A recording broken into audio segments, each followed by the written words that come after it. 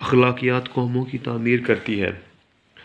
دوڑوں کے مقابلے میں فنش لائن سے چند فٹ کے فاصلے پر کینیا کا ایتھلیٹ عبدالمتی سب سے آگے تھا، مگر اس نے سمجھا کہ وہ دوڑ جیت چکا ہے۔ اس کے بالکل پیچھے اسپین کا رنر ایون فرنانڈیز دوڑ رہا تھا۔ اس نے جب دیکھا کہ متی غلط فہمی کی بنیاد پر رک رہا ہے تو اس نے آواز دی، دوڑو، ابھی فنش لائن کراس نہیں ہوئی۔ عبدالمتی اس کی لینگویج نہیں سمجھتا تھا، اس لیے وہ بالکل سمجھ نہیں سکا۔ یہ بہترین موقع تھا کہ فرنانڈیز اس سے آگے نکل کر دوڑ جیت لیتا، مگر اس نے عجیب فیصلہ کیا۔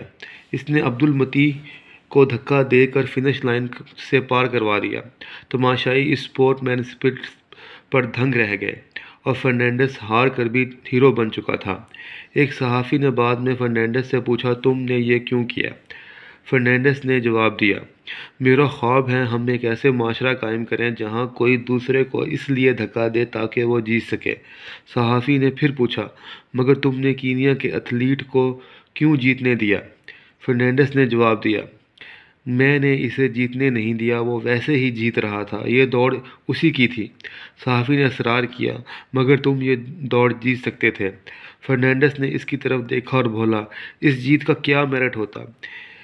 اس میڈل کی کیا عزت ہوتی؟ میرے قوم میرے بارے میں کیا سوچتی؟